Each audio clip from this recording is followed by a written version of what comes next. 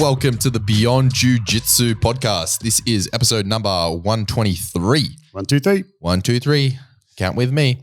And we are going over, this is our second episode in the Position Series. So a new thing that we've got going on for a little while here on the Beyond Jiu-Jitsu podcast, the Position Series.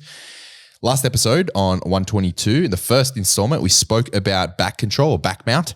And today we are going over just regular old mount, vanilla mount. Yeah, the old vanilla mount. Yeah.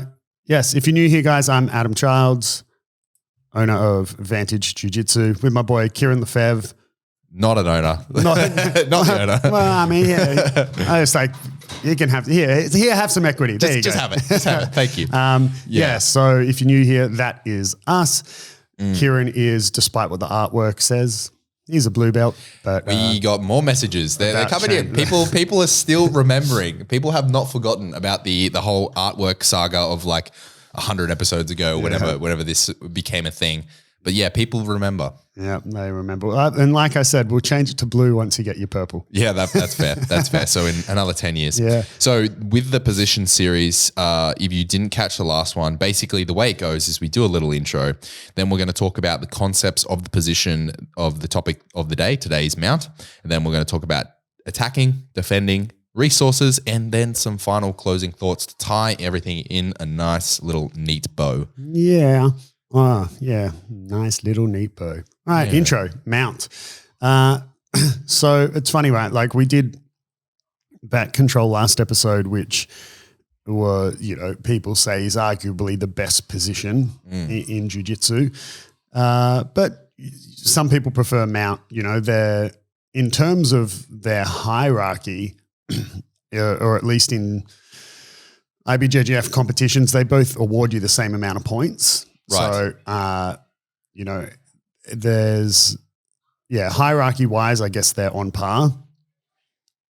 Yeah, arguably back's better, but if you speak to, for example, Hodger Gracie was recently on the Lex Friedman podcast. So if anyone hasn't listened to that, it's a really good episode, and if you don't know who Hodger is, it's weird that you're listening to this podcast. But anyway, Hodger is undoubtedly the greatest of all time, really. Like the dude came out of retirement and made current 12-time world champion Bushesha look like a white belt. Like the dude's so good. But anyway, he's known for his mount, and so he would take mount position over back control. But then obviously someone like, I don't know, Marcelo Garcia would prefer back control, or look at someone more recent like Giancarlo Bordini, pretty much ran through the competition at ADCC 2022 with taking the back and submitting with rear naked chokes. I guess it's preference. Probably if you took a survey, I reckon majority of people would say back control is better. But if you say you prefer mount over back, like that's not an invalid statement. It's still an incredibly superior position that offers up so many submission opportunities. Which do you prefer?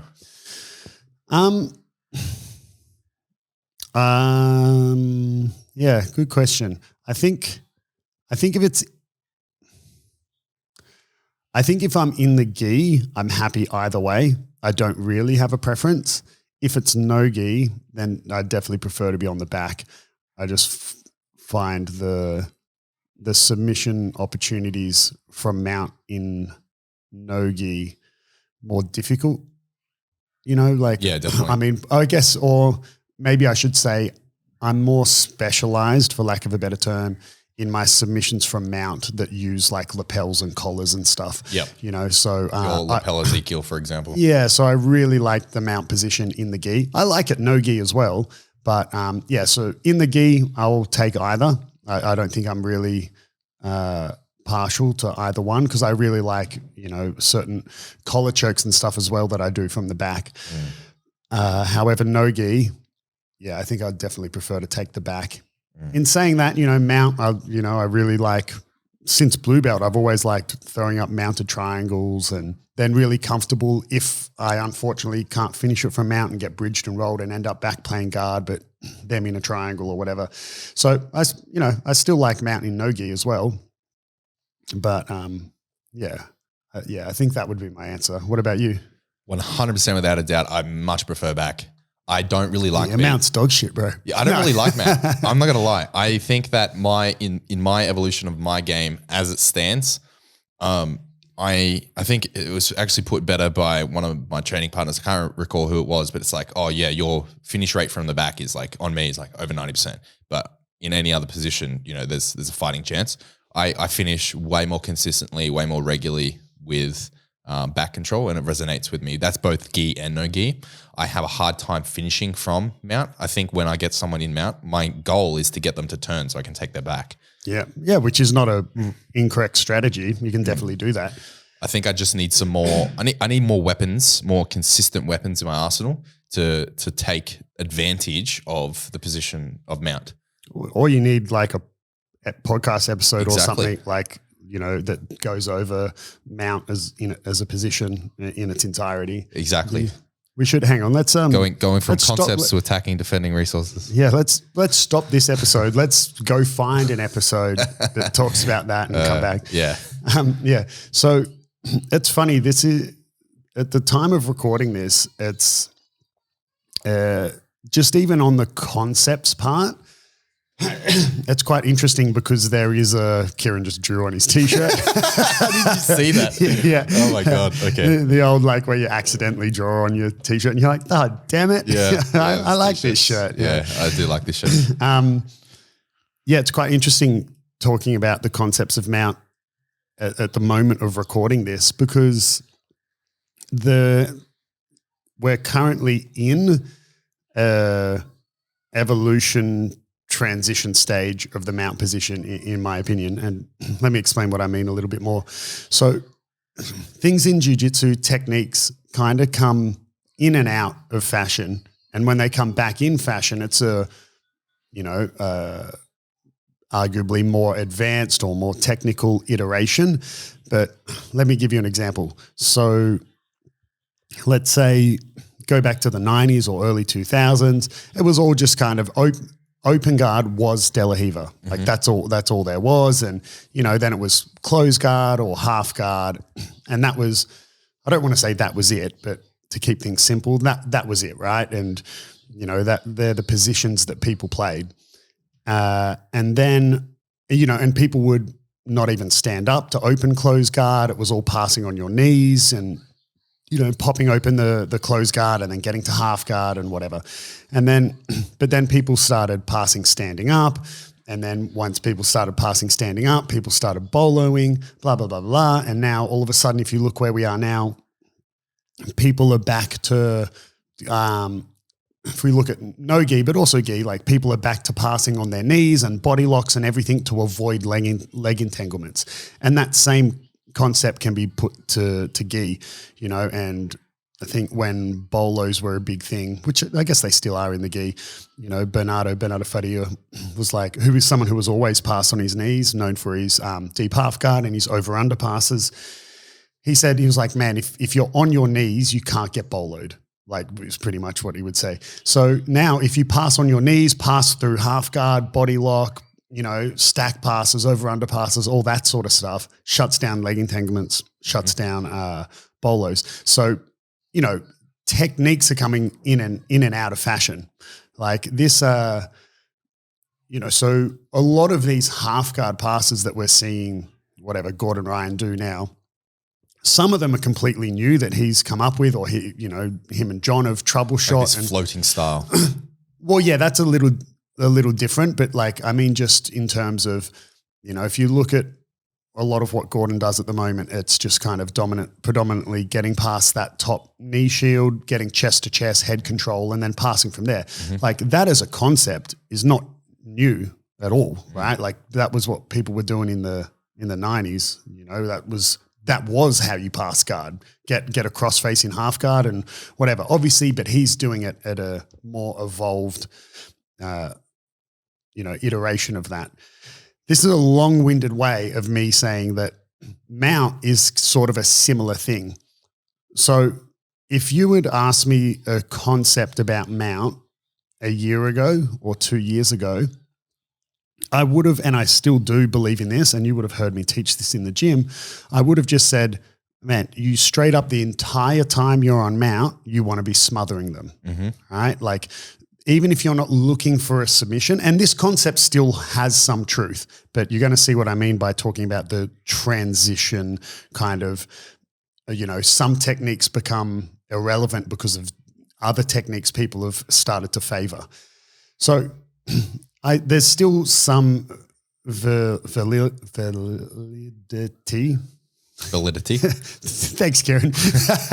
In just smothering them. And I teach this often or have done where, you'll just be controlling their head and kind of pulling their mouth into the collarbone pocket, like over the ridge of your collarbone, but where your carotid artery is, right? So you're essentially wanting to do the equivalent of putting your hand over someone's mouth, but you're doing it with your neck, right? And, just essentially smothering someone, and that creates opportunities. And even if it doesn't force them to make a mistake or make a movement, it makes them uncomfortable. And this is a concept that goes in jiu-jitsu as a whole. I was talking to Andres, who we had on the podcast recently, who's a brown belt, and we were just talking about positions and concepts and principles and things like that. And he was saying how he always thinks about, 3 points of control and whatever. And I said, well, I don't know if it's as simple as that, just like 3 points of control.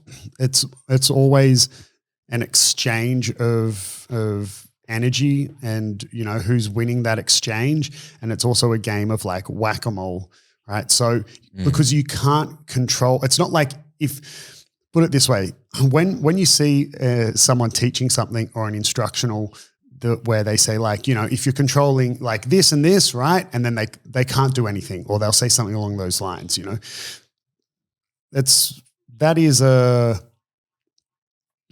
a slight exaggeration, right? Because when you say like, you get this control, and then they're screwed, right? They can't do anything.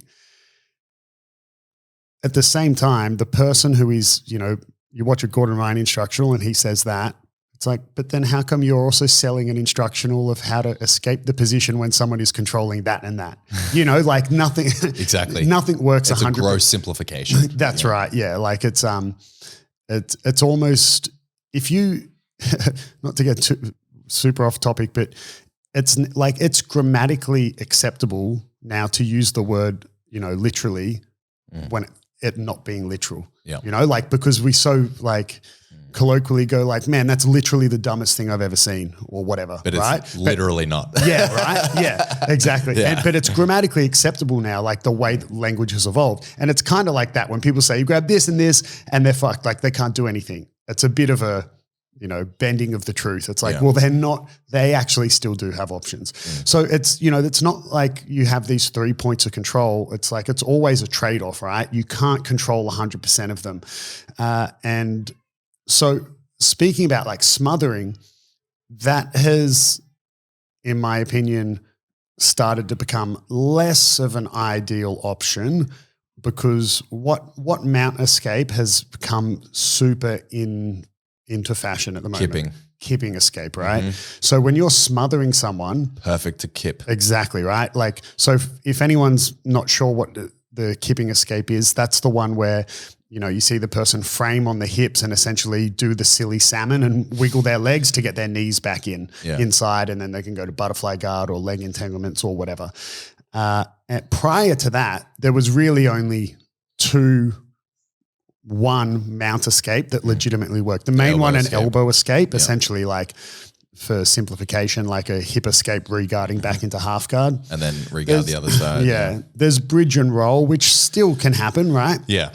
But it's less technical, like a higher grade opponent, or a high skilled opponent, I should say, shouldn't fall for, if you will, a bridge and roll unless they make a mistake. Of course, still happens, but of course, yeah. So it was predominantly like an elbow escape or a bridge and roll previously. And smothering doesn't have a problem with either of those escapes. But a kipping escape, where your hips are a little bit lighter. So if you're committing to smothering their head and controlling their head in a crossface, your hips are then a little bit lighter. That's where a kipping escape works. So now you look at 99% of mount escapes and they're an elbow escape or a kipping escape.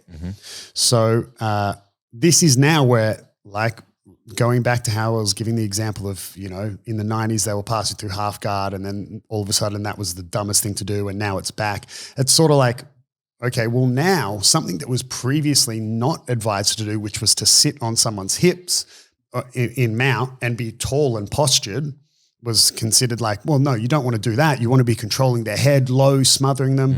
Well, now sitting tall is not necessarily the wrong thing to do. Because it prevents the kipping escape. Yeah, like it makes it really difficult to do a kipping escape. Very difficult. Incredibly difficult to do a kipping escape. Because you're just so heavy over the hips because you're sitting up over the top of them. So, yeah, concepts have changed, right? In terms of the mount position. Like I said, if you asked me a year or two ago, I pretty much would have flat out said you should never be postured. You'd always be controlling the head, smothering them. Whereas now I believe it's both, like in the sense that, you know, because there's obviously being postured, there can be problems with that too, right? Like, I mean, get rolled easier. You can get rolled easier, the right? elbow escape becomes more the available. elbow escape becomes a little bit easier. You're also, you know, they're more comfortable because you're not, you know, smothering them, controlling their head. So it's always a trade-off. There's pros and cons. Typically, the person trying to escape a position is the moles popping up out of the ground, and the person attacking is the person playing whack-a-mole. Yeah. So obviously, if you can whack enough moles, you'll sweep. But if there's too many moles, they're going to escape. So yeah, neither one is better than the other. I don't think it's Before we go on to attacking, just one more concept analogy that I want to give, and people know by now. If you're new to this podcast, I like to describe a lot of things in analogies. Not only does it work better for me to understand things, but I also just think when you can make a connection for someone that is not associated to the skill that they're trying to learn, it's just, you know, by default makes sense to them. You know, if I'm trying to, you know, let's say you're new to jiu-jitsu, but you used to play golf when you were a kid and there's some movement that you just can't do it. You're just not able to do this sweep or whatever. And then I say, no, man, like move your arm the exact same way if you were playing golf, the exact same way as if you were, you know, on the tee at a golf course driving a golf ball. And you'll go, oh my God, yeah, it's the exact same movement. And then all of a sudden you're doing it, right? You just need some connection that's not related to the foreign jiu-jitsu movement that you're doing. So I often say to my students, which falls on deaf ears in the eastern suburbs of Sydney, that I ask like, oh, who's ever ridden a horse or knows how to ride a horse? Not many people in this part of the country. Pocator. All right. Yeah, that's right. Pocator. But yeah, like for people who have ridden a horse, they would know that you literally have to ride it. Like you can't just sit on a horse. If you just sit on a horse, you get thrown off, right? And, you know, horses have different gaits, how they move, and you have to ride the horse appropriately for the type of gait that they're currently in. And, you know, sitting on mount is kind of similar. You know, if you just kind of sit there, a bridge will send you flying. Like you literally have to ride their movements the same way as if a bull rider in a rodeo rides a bull, or even how you see those people riding those mechanical bulls. You see the people who just sit on it, they get flung off instantly. But the people who move with it, I mean, and it's no exaggeration, it's no different when you're trying to control someone like from mount or something like that. So they're my concepts for mount. I hope that sort of makes sense. When we talk about attacking though from mount, this can be difficult for a lot of people, but I think the main question I get regarding attacking from mount is when students are like, man, they're just sitting there like with their arms in, like their elbows in, tucked in, like not doing anything, but like I can't open them up at all. And when it comes to that, I think that's the most common question I always get when it comes to attacking from mount. And there's two ways that I deal with that. I'm sure obviously there's multiple ways to deal with it, but there's two main ones I deal with it. The first is kind of back to the concept of if I can smother them and make them uncomfortable, it typically forces movements and reactions. Of course, that is not now as simple as just saying smother them, because what if they're good at kipping escape? So we have other factors now to consider. But just the essential overall concept of, well, if you can make someone uncomfortable, they're more likely to, to make a mistake or something. And especially when it does come to lack of oxygen, when you're 8 minutes deep into a 10-minute match or something and someone's smothering you from mount, like you'll almost sometimes want to tap just from lack of oxygen. The gis or getting in your way, or the rash guard or whatever, and there's not enough air for you, right? So people then will start, as tight as their elbows and hands are, maybe then they start trying to turn to their side or bridging or whatever, and then that's going to open up the opportunities for you to get your hips up under like the elbow and shoulder, start creating an angle for an armbar or whatever you want to do. So when people are tucked in, buried down, the first thing I usually try to do is, if I can very easily just make them uncomfortable, I go for that, because it's the most energy efficient option for me. And it's the most taxing for them. So if I can simply make them uncomfortable and they, move, that creates opportunity. Obviously, everyone's different. Some people are incredibly tough, right? And it doesn't matter what you do there, it's not going to make them uncomfortable. So give a fuck. Yeah. So it doesn't always work. The next one is a bit unfortunate to come up right now, because it's not like I'm someone who has secrets in jiu-jitsu and doesn't share, techniques that I do or use. I definitely don't, as an instructor, have that style of teaching where I just teach my game of jiu-jitsu. That's actually why when I'm usually teaching one of my favorite techniques that I use all the time, I'll actually say to students, oh, this is like a technique that I always do. I absolutely love this technique, blah, blah, blah. But usually I teach a broad range of techniques, because I want to give the most tools to the students to develop what they want to do. However, this technique, I do this to you all the time, all the bloody time. Go on. Which is, well, it's actually going to be quite hard to explain. Actually, now I'm going to have, okay. I'll tell you what I do because Kieren is someone who you guys would have seen, just seen on YouTube or, Instagram or whatever, super built, stocky, strong dude, right? Kieren is the guy who will just elbows in from mount, and can be very hard to, if you don't know how to create an opportunity, because he's also someone who will just, I could put a Besser block on his face and he'll be like, no, I'm good. I'm not turning to my side. Fuck you. Right. Put gaffer tape over his mouth and block one nostril and he'll be like, I'm still sweet. He's not going to turn to his side or open his elbows or anything. But all right, I'll talk you through this. Okay. So let's imagine I'll get you to cross your arms. Imagine you're tucked in, typically what you would do. So this is for the thumbnail, by the way. Yeah, that's right. So if you're not watching on YouTube, right, I'll talk you through it. Kieran's just got his arms crossed on his chest, like how someone would often be if they're just trying to be like, nah, man, you can't tap me or whatever.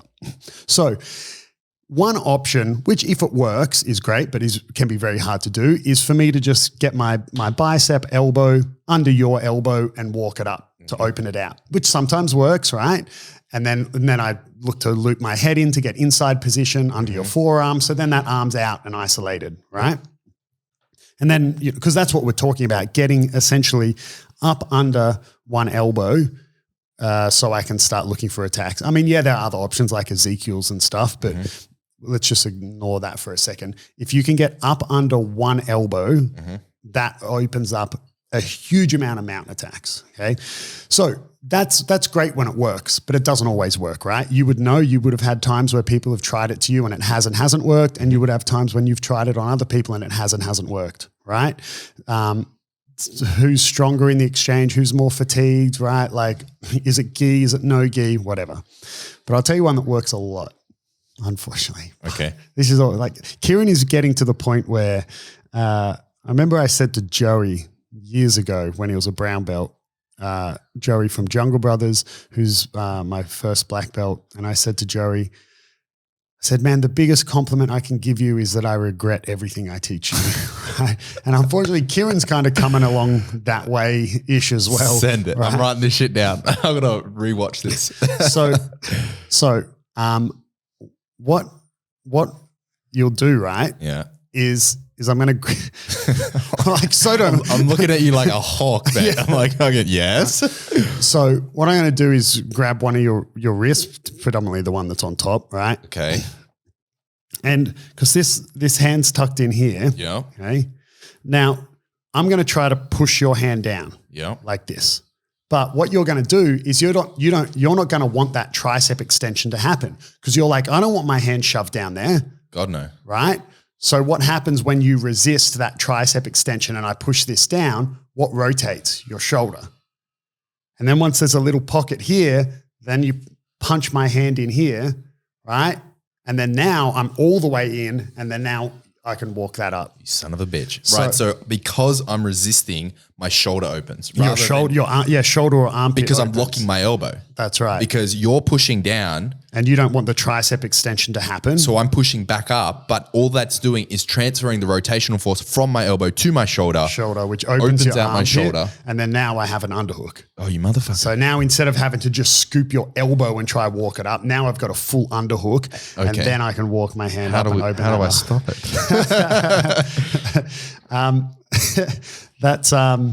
I do that to you every time I have mount on you. Absolutely every time. And how do we stop that? Can't tell half a story, man. That's for the listeners, not for me. Yeah, I think when we get to defending, we're going to have audio difficulties. But yeah, I think attacking as a whole, right? That's the most common question. What do I do when people I can't create the submission because the dude's just tucked in and they're not bridging, they're not doing anything. Like how do I submit them? Well, like I said, I predominantly personally do those two things. If I can force discomfort and that forces a reaction, that's the easiest and most energy efficient way for me because it costs less energy from me and it taxes them more. Or then predominantly I'm personally looking for getting up under one of the elbows or armpits. Yeah. And then it depends what you want to do. And so there's so many ways to get under the armpit. You just gave two really good ones. And you also mentioned that like in the gi, there's other options. You can, not everyone, but lots of people use the lapel. They grab one of their lapels, chuck it under, their lapel, chuck it under, pass it over, try use that to walk it up. Yeah, you got way more to worry about in the gi. Like it's particularly a position like a mount, like no gi as a whole, you've got all leg entanglements and heel hooks and shit to worry about. But, if you're talking about the mount position, it's not as strong. You have way more to worry about in the gi, all the lapel grips and collar chokes. And even then, the fact that in the gi, someone can get a grip and you think you're sweet, but then they step off to knee on belly and all of a sudden you're in a baseball bat choke or whatever, right? When someone's hunkered down in the gi, there's way more options. No gi Ezekiels are a thing, but they're not as strong as a gi Ezekiel. Yeah. So, if someone's hunkered down and they're not defending their neck or whatever, but it's all an energy exchange. If someone's arms are really low, then do attack an Ezekiel and they're going to be forced to lift their hands closer to their neck, which then means you can get under their elbows. Yeah. But predominantly I like to get under one elbow and then depends what I want to do, right? Like, if it's in the gi, like I said, I prefer all my sort of lapel chokes and setups I do. But if it's no gi, arm bars, I like mounted triangles. Triangle. Your arm triangles. I like even, just setting up omoplatas from mount or monoplatas, a mounted omoplata. So, often I'll use getting up under one elbow to set all those sort of things up. But yeah, that would be my quick summary on attacking. If I can force discomfort and then get an underhook up under one elbow, that's where all your attacking opportunities are going to come from. If you don't get under a single elbow, well, then you're kind of limited to just Ezekiel's, really. I think I went through a phase where whenever someone was hunkering down, I would always try and use that to go for a mounted triangle because sometimes it's easier to throw your leg over. You still need one elbow. And that's exactly what I found because if I do throw over the mounted triangle when they have both hands up against their neck, just throw yourself into double under. They bridge roll, come up on top with double I'd unders. always lose the position because their hands are there ready to push away your legs, and it's just ineffective. It doesn't really work. Yeah, mounting someone but them having both their arms under your legs is shit position for you to be in. Yeah. Like you don't want to be there. Yeah. So you still need one elbow up on your like quad under your armpit. Yeah, whatever. Exactly. So I've abandoned doing that. So I don't recommend doing that. No, ill-advised.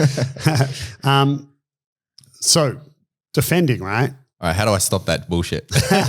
Well, it's funny. I haven't really actually put a lot of thought into it as a technique because it's only something I've recently, figured out doing. Like it's something that I've just, troubleshot by myself and found a solution. I'm sure there's a million other people who do it. However, they don't have an instructional on it yet. So I'll call it. Or a podcast. I'll call it the fuck Kieren move and make an instructional on it. Yeah, my fiance would love that one. Yeah. It's an 18-inch black dildo. Jesus. Yeah, so I don't know, I think instantly, I think a very easy solution for you would be, knowing the mechanics of now what I'm trying to do, and you might just be more willing to let the tricep extension happen. Yeah, I was going to ask you about that. What's the real risk of letting you push my wrist down? Because you're pushing one defender away from my neck. You still can't get under the elbow, but I'm just thinking in mount, if you had one isolated down. Yeah, I'm just trying to think what you could do. Well, it would open up my neck a little bit more though. Yeah, I mean, I think more the problem you're going to have is just the more that I can take the tricep out of the equation, right? Or let's just say the tricep and bicep, out of the equation, the more load or the more muscle required for you to stop the movement that I'm trying to do then become your shoulder. And the shoulder is not a particularly strong joint, right? I mean, the shoulder does amazing things. Like people lift huge amounts of weight with shoulder press and Viking press and things like that.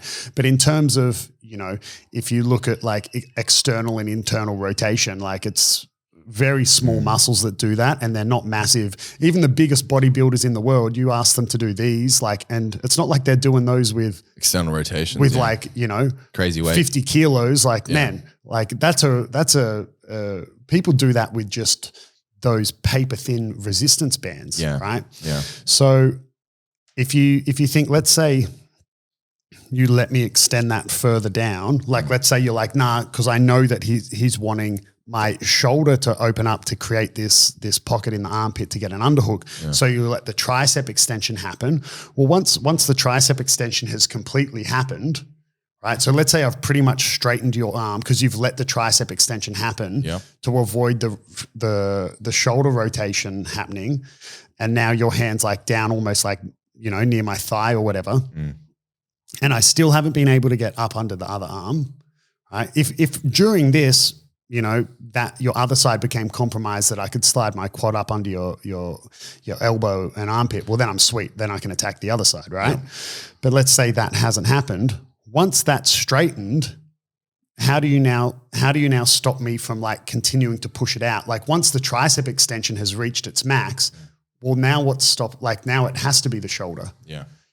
So think about the same way that when you try to, if you have side control and you try to take someone's arm off onto the mat to go for a Kimura or something, right? If their arm's straight, it makes it harder to do a Kimura. Well, you can't really do a Kimura if their arm's dead straight, but it makes it really easy to just push their arm out and take it to the mat.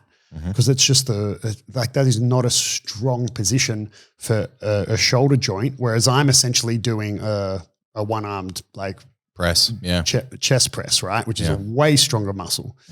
So I think it's, I don't want to say, there's not you can't do anything about it. But I mean, that would be the risk of, to answer your question, what am I going to do if I decide to let the tricep lengthen? Well, then you're going to worry about them pushing that arm out onto the mat.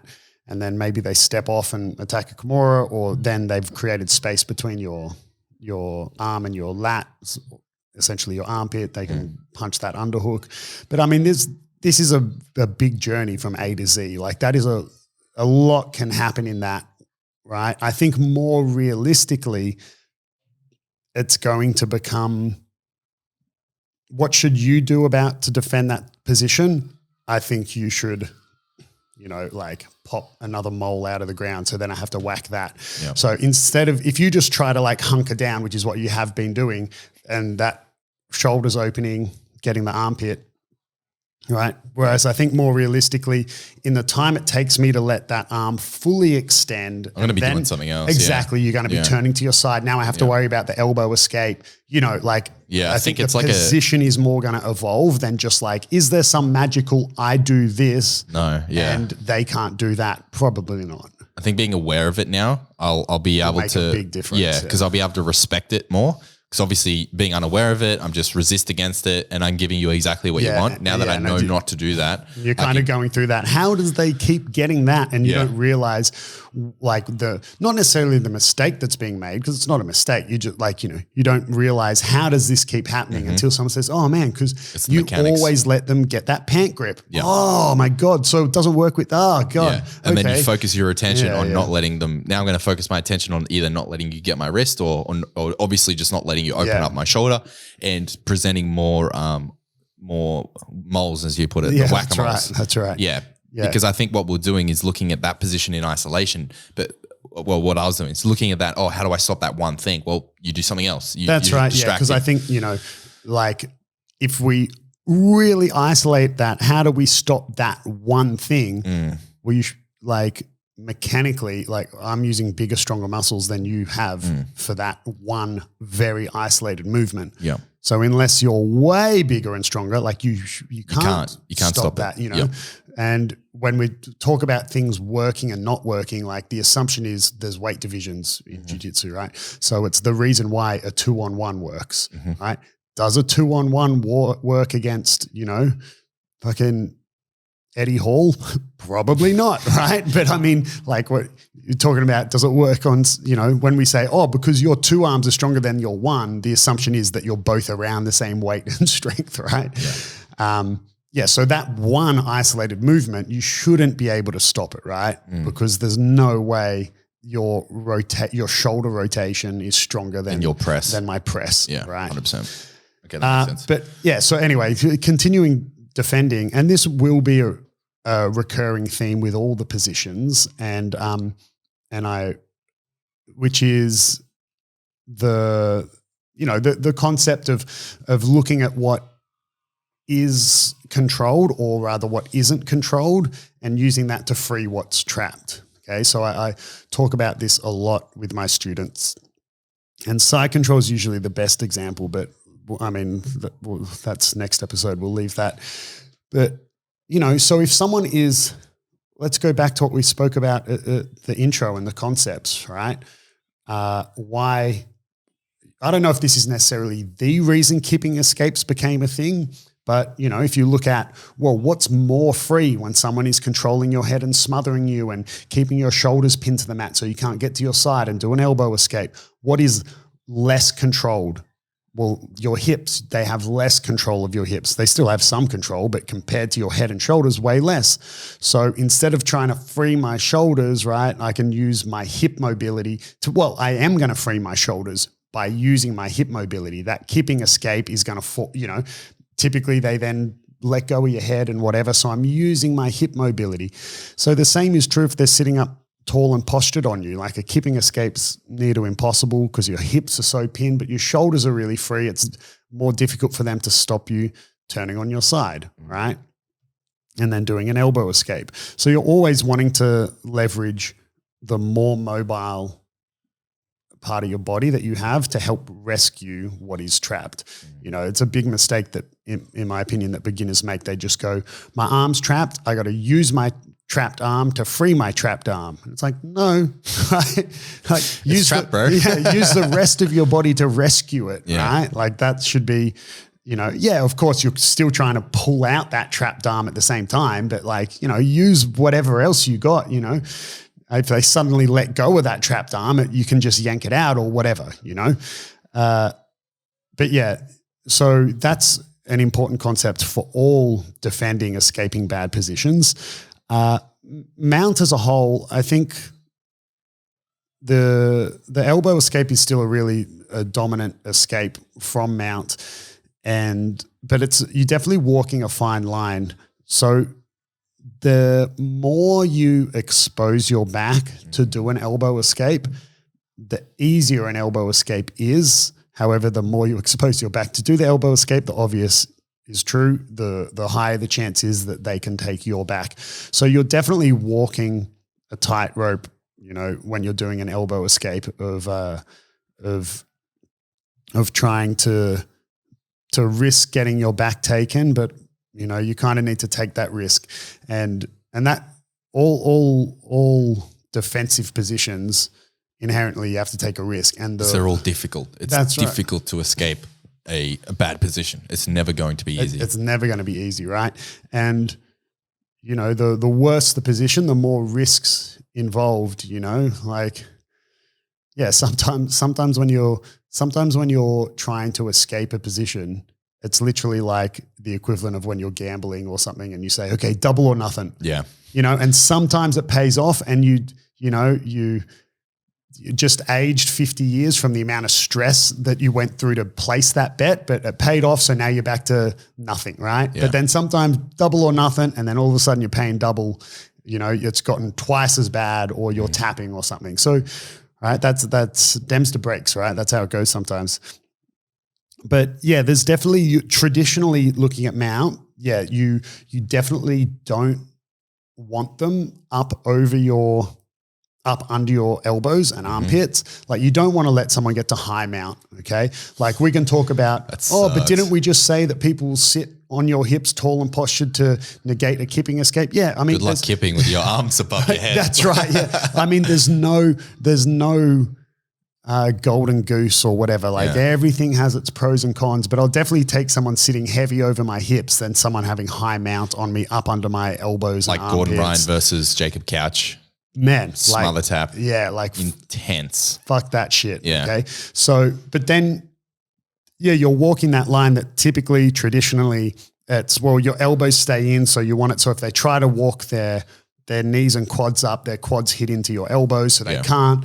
But then, unless you some weird orangutan, you can't do that, but also have your hands close enough to your neck, right? Like, with your elbows down, you won't be able to reach your neck. Right? Yeah. Like, if you're like this with the back of your hands on your carotid arteries, people will get under your elbows and armpits. Yeah. Right? Because they're more accessible. That's right. So you typically have to be down like this. Then your neck's available. So then you come up, and then you go down, and then you come up. Yeah. Yeah. So that's kind of like, That's what you do to me all the time. It's the whack-a-mole, right? It's the whack-a-mole, yeah. Well, like if I go for a kipping, then you attack my neck, and then I get choked. yeah. But I would say,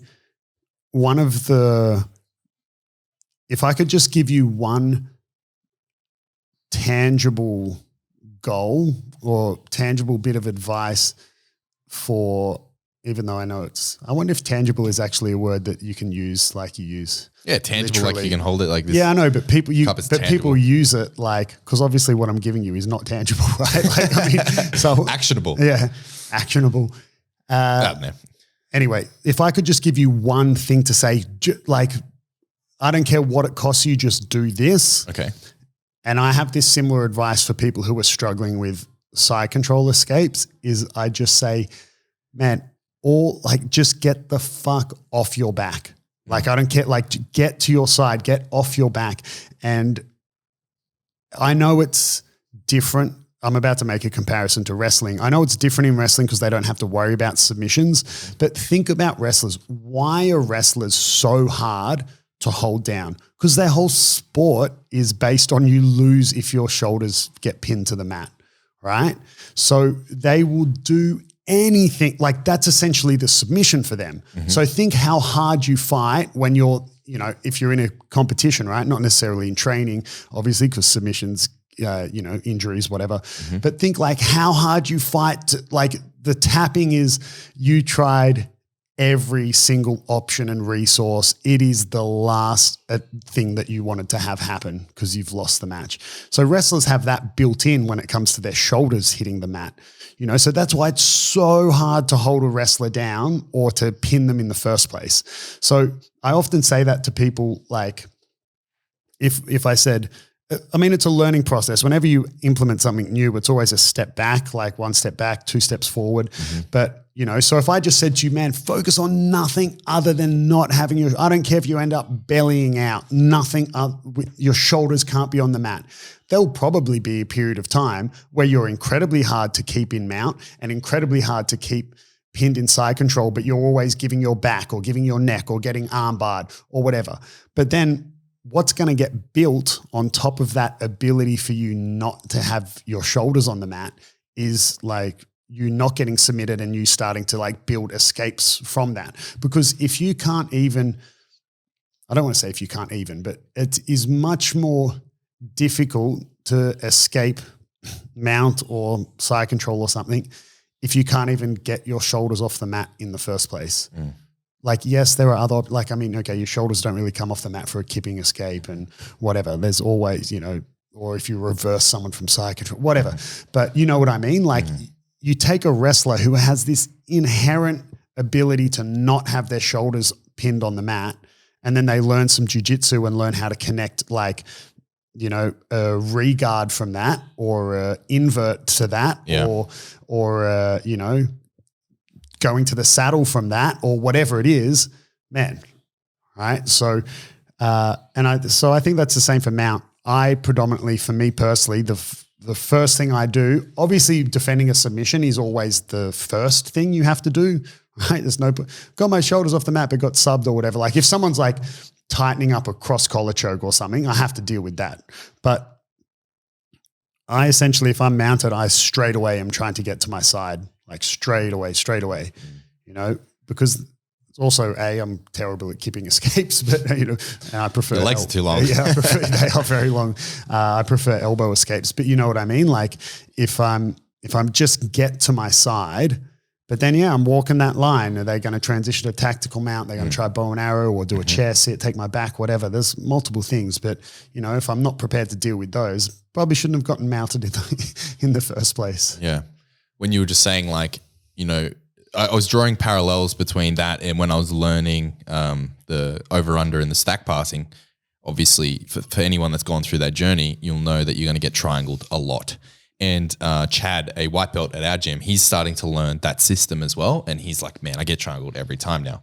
Yeah. And I just remember talking him through it and thinking back to when I was going through it. But nowadays, because I've been in so many fucking triangles, I can see them coming a mile away because I'm hyper vigilant. Yeah. And the reaction to avoid them is automatic now. I know, okay, I'm at risk at triangle here. Now I'm not. And the change could be like a very small, slight change. And it's the same with your system of escaping mount or avoiding mount is avoiding your shoulders being on the mat. And if you do it consistently enough, you'll learn and automatically be able to respond to the risk of back takes. Yeah. Yeah. I mean, it's a learning process, right? The same that you had with over-unders. It's when you first start trying to implement, shooting singles and doubles or, guillotines, or coming up from, or playing sit-up guard or coming up from half guard with an underhook or whatever, like to wrestle up. I mean, you're going to get guillotined over and over and over again. Especially if you don't come from like a wrestling background, wrestlers can quite quickly adopt head position, not too hard for them to learn. Don't put your head here, put it here. And, but you know what I mean? Like you're going to go through that learning process. But if you get off your back, you're already, in air quotes, halfway there, in my opinion. Technically you are. Yeah, I guess, yeah. Quite literally. Resources. This is a sort of like an ambiguous topic, but for someone that wants to, develop their mount, attacking or defending, do you know of any resources? Like in terms of particular instructionals and stuff. I don't really know, but I mean, my opinion of the two best guys to look at Yep. for their insane mount control is Hodger Gracie and Gordon Ryan. Just look at, and if you want a prime example of Hodger's ability to finish someone and control someone in mount, just look at Buchecha Hodger number 2, like their second match. No, but did he? Hang on. He finished him in mount. No, he didn't. He Am I silly? Yeah, you're silly. So that match, I thought he did. What am I thinking of? it was quite a while standing up, and then Hodger pulled guard, and then swept him, which resulted in him taking his back. I thought he finished him in mount. from the back. I'm imagining It's not hard to confuse with any other of Hodger's matches because 99% of his matches he mounts people. I got egg on my face. That's embarrassing. I thought that was that. I have to rewatch it. Great match to watch anyway. Yeah. But yeah, I mean, you just watch Hodger and I'm sure Hodger I believe he's got Hodger Gracie TV is one of his platforms. I mean, Hodger would have insane details on mount control and submitting people from mount. And of course, Gordon Ryan. Gordon Ryan. I mean, you could even actually, just go, okay, if it's gi related, look at Hodger's mount. Yep. If it's no gi related, look at Gordon's mount. You could always go. I know that John Danaher has a top pins instructional that's like 50 hours long, but apparently I've only seen bits and pieces of it. But it's pretty comprehensive from what I heard. Yeah. It covers mount, obviously, and a series of pins. Yeah, but look, there's plenty of good athletes out there, but they would be my top two, 100%. As we're talking about mount, right? Yeah. Those two guys have the best mount control, I reckon. Yeah. Yeah. Cool. All right. Closing thoughts. Conclusioning thoughts. Closing thoughts. I don't really have any. I feel like I spoke a lot in this episode. So I think I gave most of my thoughts. I mean, look, you guys have seen John Danaher instructionals. You could, if you wanted to, spend 2 hours just talking about, one thing, the armpit from mount. Yeah, talking about the anatomy of the armpit. Yeah. The history of the armpit. So, I mean, tried to fit as much useful information into 50 minutes as possible. Yeah. But do you have any closing thoughts? Yeah, I do. Kieren? I think that if you just don't end up in mount, you'll be fine. Yeah. So just don't get there. It's like whether top or bottom, don't be there. Yeah. How do I stop getting armbarred? Just don't get it. Just don't get armbarred. How do I stop sucking at submitting people from mount? Just stop mounting them, bro. Yeah, just stop mounting, bro. Just take their back instead. What are you doing? Yeah, silly advice, but I mean, going back to how I said at the start, like Hodger was on the Lex Friedman podcast. They were, for those who feel like they suck at mount, and maybe that's why you're listening to this episode, Hodger is a big advocate for training your weaknesses. And he said a lot of people don't do that. A lot of people just lean into their strengths and they just get absurdly good, like crazy good at their strengths, which is one way to go about it, right? But Hodger was saying that he essentially said, to paraphrase, that can make you good and tough and, maybe a world champion, but it won't make you great. And you look at like Hodger's one of the greats. Gordon is, the only reason Hodger didn't call Gordon one of the greats is because he was like, well, because he's not retired yet. Like, he is what he could retire. Okay. He could retire today and he'd be called the great. But he was like, well, he's not retired yet. Like, don't give him a title while he's mid-career, so to speak. No, I like that. I like that approach. But obviously Hodger's one of the greats. Gordon's one of the greats. And Lex asked him, what do you think it is that makes Gordon so great? And he essentially said, because he's got no weaknesses. Yeah, that's the dude just trains his weaknesses. Like he's good everywhere. So you might be thinking I suck at mount, but okay, well, or maybe you're sitting there being like, fuck you, I don't want to be great. I just want to be good. And that's all right. Don't worry about it. That's all right too. Just focus on heel hooks. Yeah. That's my advice. So that's my closing thoughts.